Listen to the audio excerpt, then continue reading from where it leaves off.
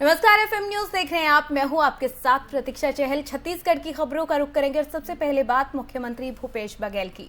जी हां, सीएम भूपेश बघेल ने शुक्रवार को नारायणपुर प्रवास के दौरान जिला वासियों को 127 करोड़ 83 लाख रुपए के 101 कार्यों का लोकार्पण और भूमि पूजन कर सौगात दी है। जिले को विकास कार्यों की सौगात सीएम की तरफ से दी गई। मुख्यमंत्री जिला मुख्यालय स्थित बालक उच्चतर माध्यमिक विद्यालय खेल मैदान में आयोजित कार्यक्रम में पहुंचे थे, जहां पर अबूझ मार्ड सर्व मसाहिती खसरा वितरण, सामूहिक कन्या विवाह कार्यक्रम और लोकार्पण के साथ ही भूमि पूजन कार्यक्रम में 72 करोड़ 8,25,000 के 46 कार्यों का लोकार्पण किया गया। 55 करोड़ 75 लाख रुपए के 55 कार्यों का भूमि पूजन भी किया गया। इस मौके पर बस्तर से सांसद दीपक बैज, हस्तशिल्प विकास बोर्ड के अध्यक्ष और स्थानीय विधायक चंदन कश्यप, जिला पंचायत अध्यक्ष श्यामवती नेताम, नगर पालिका अध्यक्ष सुनीता माझी, मुख्यमंत्री के सलाहकार राजेश तिवारी समेत कई बड़े लोग मौजूद रहे।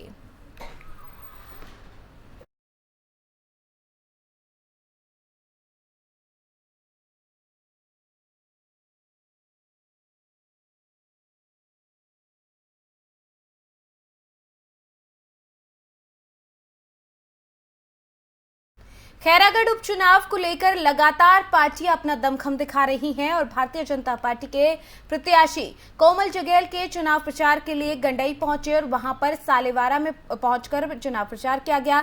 इस मौके पर मुख्यमंत्री शिवराज सिंह चौहान ने प्रदेश सरकार पर जमकर निशाना साधा और कहा कि 12 लाख पीएम आवास बघेल से वापस लौट आया। छत्तीसगढ़ सरकार हर मोर्चे पर असफल है, वहीं भूपेश बघेल को रात में ही रमन सिंह नजर आते हैं। साथ ही उन्होंने कहा कि राज्य सरकार बदले की भावना से काम कर रही है।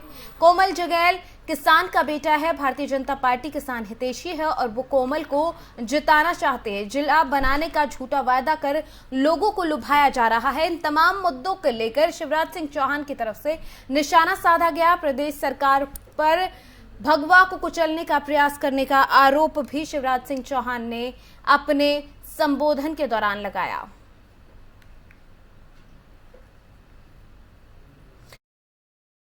शिवराज सिंह चौहान खैरागढ़ उपचुनाव के लिए बीजेपी प्रत्याशी का चुनाव प्रचार करने के लिए पहुंचे थे। इस दौरान राज्य सरकार पर जमकर निशाना साधते नजर आए। हर मोर्चे पर सरकार को फेल बताया है शिवराज सिंह चौहान ने। तो वहीं शिवराज सिंह चौहान के इस दौरे के दौरान उन्होंने कोमल के लिए जो बीजेपी प्रत्याशी हैं वोट की अपील की है और साथ ही साथ इस मौके पर सरकार को घेरने से शिवराज सिंह चौहान रुकते हुए नजर नहीं आए हैं।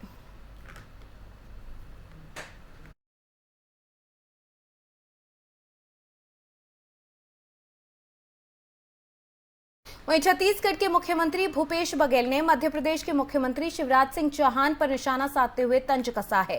भूपेश बघेल ने कहा कि कोरोना काल के दौरान जोड़ तोड़ करके मुख्यमंत्री शिवराज सिंह चौहान अपने आप को स्थापित कर रहे थे। सभी को मालूम है कि किस तरीके से मध्य प्रदेश में भारतीय जनता पार्टी ने कुर्सी पाई है, इसलिए मुख्यमंत्री शिवराज सिंह चौहान नैतिकता न सिखाएं। ये बयान भूपेश बघेल की तरफ से दिया गया। शिवराज सिंह के बयान पर पलटवार करते हुए भूपेश बघेल ने कहा कि शिवराज को जैसे तैसे कुर्सी मिली है, उन्हें दूसरों पर इस तरीके की बयानबाजी नहीं करनी चाहिए। आपको बता दें कि सीएम भूपेश बघेल की तरफ से शिवराज सिंह चौहान के उस बयान जिस पर उन्होंने सरकार को हर मोर्चे पर फेल बताया और ये कहा कि जो चुनाव के दौरान झूठे वायदे किए जा रहे हैं, जिला बनाने का वादा किया जा रहा है, वो जनता को लुभाने के लिए है। तो ये बयान शिवराज सिंह चौहान की तरफ से खैरागढ़ उपचुनाव के प्रचार के दौरान दिया गया था और इसी को लेकर भूपेश बघेल की तरफ से पलटवार करते हुए कहा गया कि शिवराज सिंह चौहान को जैसे तैसे कुर्सी मिली है, वो हमें नैतिकता का पाठ न पढ़ाएं। ये भूपेश बघेल की तरफ से शिवराज सिंह चौहान को लेकर कहा गया। आपको बता दें कि लगातार चुनाव को लेकर आरोप प्रत्यारोप का दौर जारी है। खैरागढ़ में उपचुनाव होना है और ऐसे में सभी पार्टियां अपना पूरा दमखम लगाने में लगी हुई हैं और इसी दौरान भूपेश बघेल की तरफ से शिवराज सिंह चौहान के बयान पर पलटवार किया गया है, जहां उन्होंने कहा कि हमें पता है कि मध्य प्रदेश में बीजेपी ने किस तरीके से कुर्सी हासिल की है, कैसे शिवराज सिंह चौहान मुख्यमंत्री बने हैं, तो वो हमें नैतिकता का पाठ ना पढ़ाएं। ये भूपेश बघेल की तरफ से बयान दिया गया।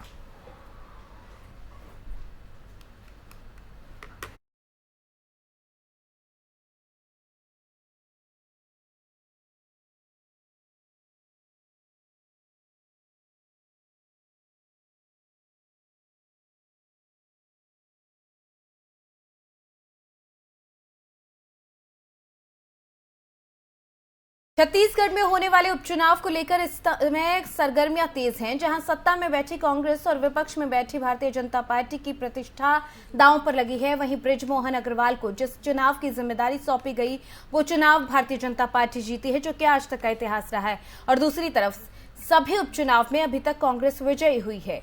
फिलहाल सियासी पारा तेज है और ऐसे में हमारे संवाददाता जरीन सिद्दीकी ने खैरागढ़ उपचुनाव में भारतीय जनता पार्टी के प्रभारी विधायक और पूर्व मंत्री बृजमोहन अग्रवाल से खास बातचीत की और जाना कि खैरागढ़ उपचुनाव को लेकर उनकी क्या कुछ रणनीतियां तैयार की गई हैं।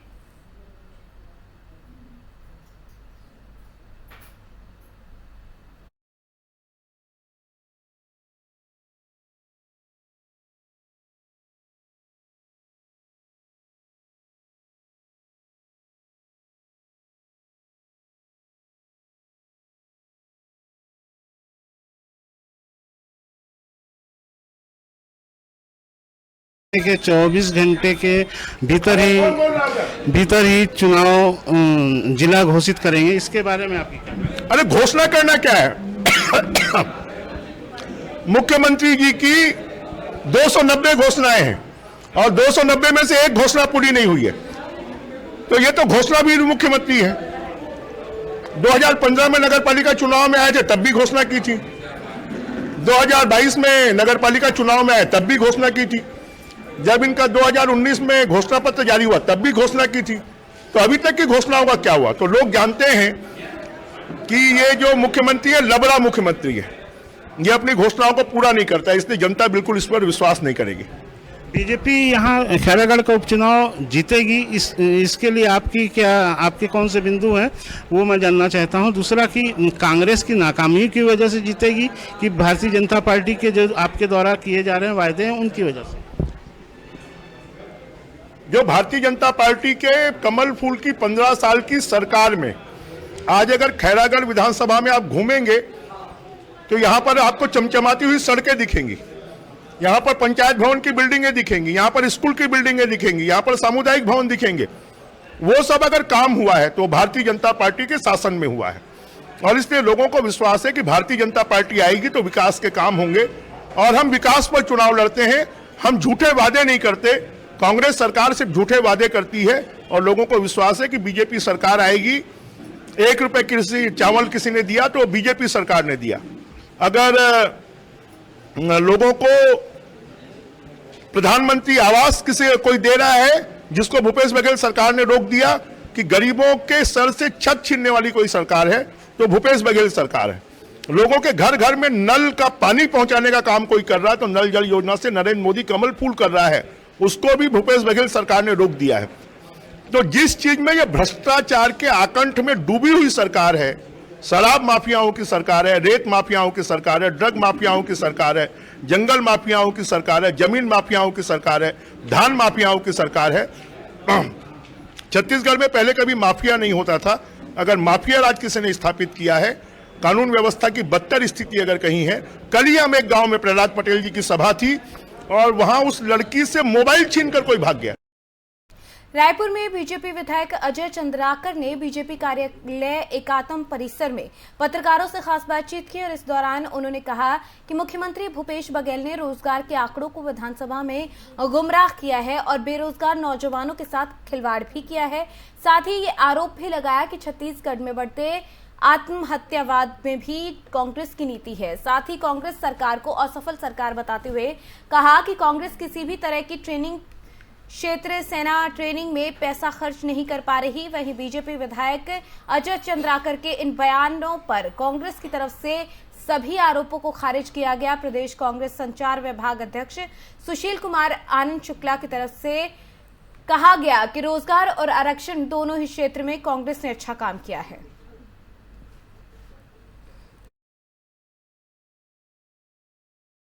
साल तक इस प्रदेश में भारतीय जनता पार्टी की सरकार थी, अजय चंद्राकर उसमें मंत्री थे। 15 साल तक उन्हें ओबीसी आरक्षण की याद क्यों नहीं आई? ओबीसी वर्ग के बड़े नेता हैं अजय चंद्राकर, लेकिन जनसंख्या के अनुपात में ओबीसी के आरक्षण की बात उन्होंने 15 साल तक नहीं किया। 15 साल तक भारतीय जनता पार्टी की सरकार ने सरकारी नौकरी के द्वार युवाओं के लिए बंद रखा था। कभी भी युवाओं को रोजगार देने की बात अजय चंद्राकर ने नहीं कही। आज जब हमारी सरकार ओबीसी आरक्षण के प्रावधान करती है, सामान्य वर्ग के गरीबों के लिए ईडब्ल्यूएस आरक्षण का प्रावधान करती है, 3.25 साल में 5 लाख से अधिक युवाओं के लिए रोजगार की व्यवस्था हमारी सरकार करती है, तो उसमें भारतीय जनता पार्टी मील मेघ निकाल रही है। हम सवाल करते हैं कि भारतीय जनता पार्टी ने क्या किया ओबीसी आरक्षण के लिए। अजय चंद्राकर को इसका जवाब देना चाहिए। क्यों सरकारी नौकरी के द्वार युवाओं के लिए बंद किए गए थे? क्यों आउटसोर्सिंग के माध्यम से छत्तीसगढ़ में भर्तियां की जाती थी? क्यों छत्तीसगढ़ में पिछले 1.5 दशक से एक भी शिक्षक की भर्ती नहीं की गई थी? इन सारे सवालों का जवाब छत्तीसगढ़ की जनता भारतीय जनता पार्टी से मांग रही है। बेमेतरा में शिवनाथ नदी से ग्रामीण और शहरी इलाकों में मीठे पानी की व्यवस्था की गई है, लेकिन कुछ सड़क निर्माणकर्ताओं और ठेकेदारों की लापरवाही की वजह से ग्रामीण और शहरी इलाकों में मीठा जल पहुंचने की अव्यवस्था का आलम देखने को मिल रहा है। जिस तरीके से ग्रामीण विभाग के प्रति गुस्सा दिखा रही हैं। साथ ही बता दें कि जल जीवन मिशन के तहत हर घर जल पहुंचाने की केंद्र सरकार की योजना लगातार चल रही है, लेकिन इस और विभाग की तरफ से कोई ध्यान नहीं दिया जा रहा, अनियमितता बरती जा रही है।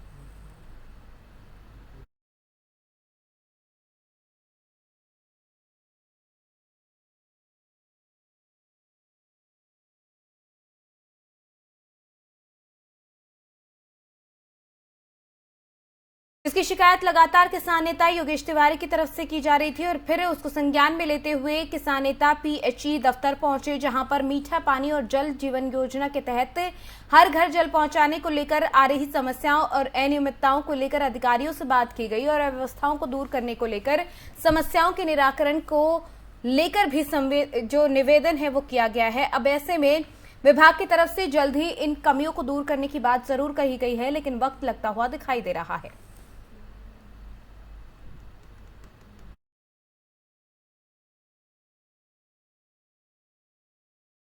गड़बड़ी नहीं कहा जा सकता है। 2 विभागों में जो हैंडओवर की प्रक्रिया है उसमें कमियां आई हैं। एक विभाग, हमारा विभाग कहता है कि हमने हस्तांतरित कर दिया है और दूसरे विभाग भी अभी ले लिए हैं, अभी हमको सहयोग कर रहे हैं। पीएचई के पास तो खर्च करने के लिए कोई फंड नहीं है, तो हम लोग योजना चलाने में अक्षम हैं, परंतु डीएमएफ से हमको कुछ राशि प्राप्त हुई है। तो जो रुका हुआ प्लांट है, जो नहीं चल पा रहा था, कई गड़बड़ियाँ हो गई थी रुके होने की वजह से, उसको हमने सुधारने की प्रक्रिया में लिया है। बहुत जल्दी सुधार हो जाएगा और जो शिवनाथ का पानी है यहाँ पर शुद्धिकरण करके ओबिया ट्रीटमेंट प्लांट से हम शहर को प्रदाय करने की स्थिति में बहुत जल्द आ जाएंगे।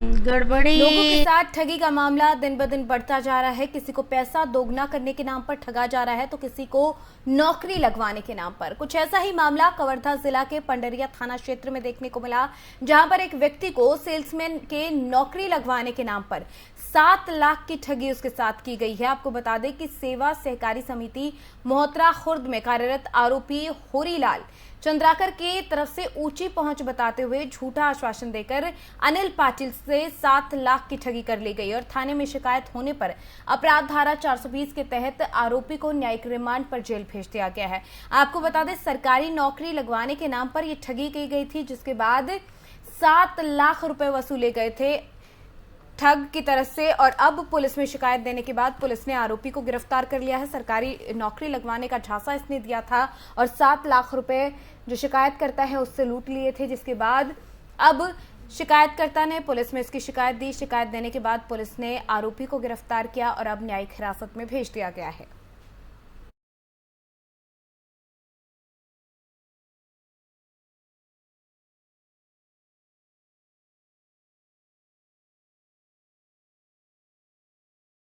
बस्तर पुलिस की तरफ से लगातार आपराधिक तत्वों के खिलाफ कार्रवाई की जा रही है। बता दें कि इसी संबंध में पुलिस को पिछले 24 घंटे में गांजा तस्करी के संबंध में 2 आपराधिक मामलों में 4 गांजा तस्करों पर कार्रवाई करने का मौका मिला। साथ ही पिछले 4 साल से फरार गांजा तस्कर को भी पुलिस ने पकड़ने में कामयाबी हासिल की है। आपको बता दें, पुलिस को बड़ी सफलता मिली है। दरअसल चौकी बकावंड को सूचना मिली थी कि कुछ गांजा तस्कर उड़ीसा से जगदलपुर की ओर गांजा तस्करी करने जा रहे हैं। सूचना पर चौकी प्रभारी बकावंड टुमन लाल की अगुवाई में टीम का गठन किया गया और उसे टीम को रवाना कर दिया गया उनके साथ, जिसके बाद पुलिस ने शिकायत के आधार पर, सूचना के आधार पर आरोपियों को पकड़ लिया।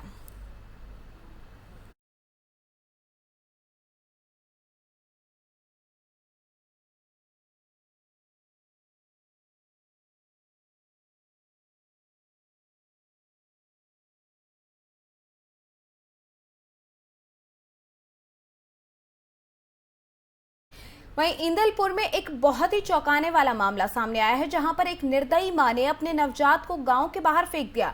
इसके बाद जब गांव वालों को इस बारे में पता लगा तो हड़कंप मच गया। इसकी सूचना पुलिस को दी गई। एम्बुलेंस के माध्यम से नवजात को अस्पताल ले जाया गया, जहां पर उसका इलाज चल रहा है। बताया जा रहा है कि मामला लालपुर थाना के इंदलपुर का है, जहां पर अभी तक हालांकि किसी की तरफ से शिकायत नहीं दी गई है, लेकिन पुलिस ने नवजात को अस्पताल में भर्ती करा दिया, जहां पर उसकी जो शिकायत मिलने के बाद उसका इलाज अस्पताल में करवाया जा रहा है। और अगर आगे आरोपियों की जो है पहचान करने की कोशिश की जा रही है, अगर वो पकड़ में आते हैं तो ठीक, नहीं तो बच्चे को सामाजिक संस्था के हवाले किया जाएगा ताकि आगे उसका ध्यान रखा जा सके।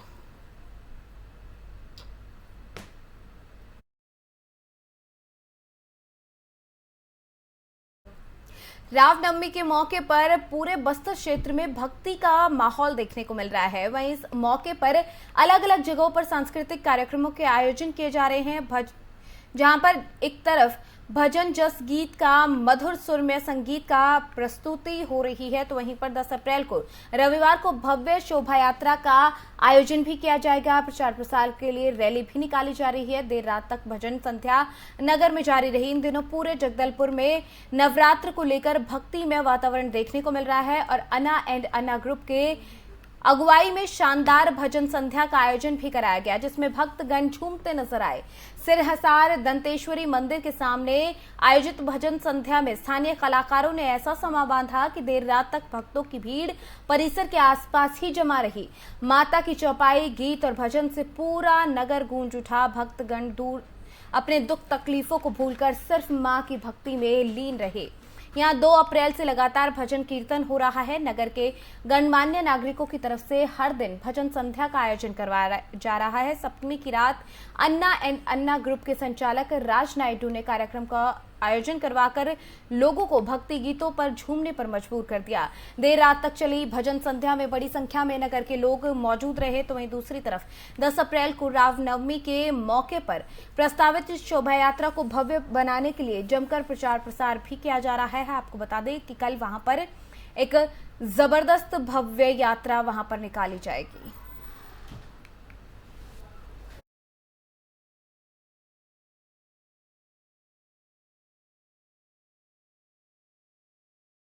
कवर्धा जिले में पुलिस अधीक्षक की तरफ से एक बड़ी पहल देखने को मिली, जहां पर जिले में लगातार गर्मी बढ़ने की वजह से लोगों को थोड़ी सी देर में ही पानी की जरूरत पड़ रही है। इसलिए पुलिस का अधीक्षकों की तरफ से कार्यालय के सामने प्याऊ घर का शुभारंभ किया गया। साथ ही बता दें कि गर्मी से राहगीरों को राहत मिल सकेगी और लोग वहां पर पानी पी सकेंगे, इसके लिए व्यवस्था की गई है। और हर रोज गुड़ खिलाकर यहाँ पर लोगों को पानी भी पिलाया जाएगा, गुड़ भी खिलाया जाएगा। उनकी प्यास बुझाने के उद्देश्य से पुलिस अधीक्षक कार्यालय की तरफ से प्याऊ घर का शुभारंभ किया गया। साथ ही लोगों को प्रेरित भी किया गया कि वो अपने घरों के सामने बाल्टी या छोटे डिब्बों में पानी रखें।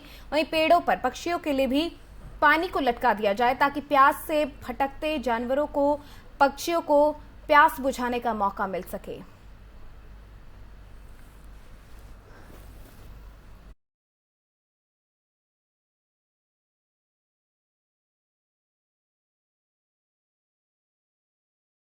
खबर जांजगीर चांपा से, जहां पर टेंपल सिटी शिवनारायण के अब छत्तीसगढ़ के पर्यटन स्टॉक के रूप में विकसित करने को लेकर राज्य शासन की तरफ से काम शुरू कर दिया गया है। बता दें कि पहले चरण में नर नारायण मंदिर के साथ मठ मंदिर की भीतर की मरम्मत की गई और अब सजावट की जा रही है। वहीं मेला ग्राउंड में पर्यटकों के लिए खास खाने का उपलब्ध करवाने को लेकर भी काम किया जा रहा है। रेस्टोरेंट और रामायण पर आधारित चलचित्रों की प्रदर्शनी भी लगाई गई है। साथ ही चित्रों पल्ला गंगा के नाम से प्रसिद्ध महानदी, जो कि शिवनाथ नदी के त्रिवेणी संगम है, उसके घाट को भी व्यवस्थित किया जा रहा है।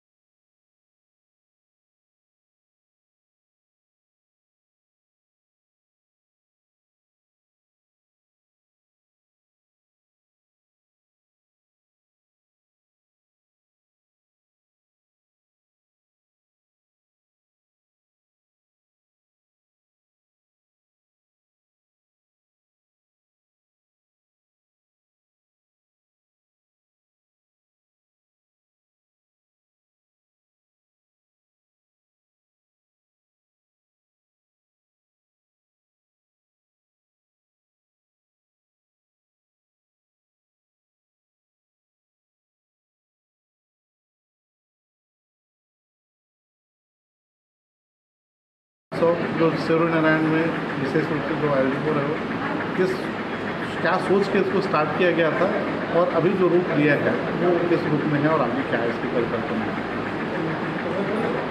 शिवनारायण मठ में विगत 8 वर्षों से 9 वर्षों से प्रत्येक माह के दूसरा रविवार को 1 दिवसीय मानस महोत्सव का कार्यक्रम यहाँ होता था, जिसमें हमारा निकटवर्ती जो ज़िला है बलौदाबाजार, हमारा जांजगीर चांपा, बिलासपुर, रायगढ़, इससे लोग आते थे मानस मंडलियाँ, और यहाँ आ कर के प्रातः 9 बजे से लेकर के संध्या 5 बजे 6 बजे तक 1 दिवसीय मानस महोत्सव कार्यक्रम होता था।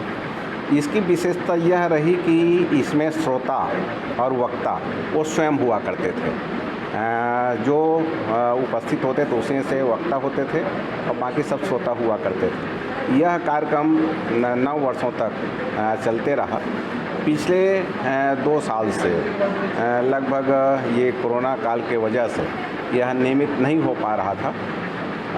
29 नवंबर 2020 को इसका एक भव्य आयोजन शिवनारायण में किया गया था, जिसमें माननीय मुख्यमंत्री भूपेश बघेल जी उपस्थित थे।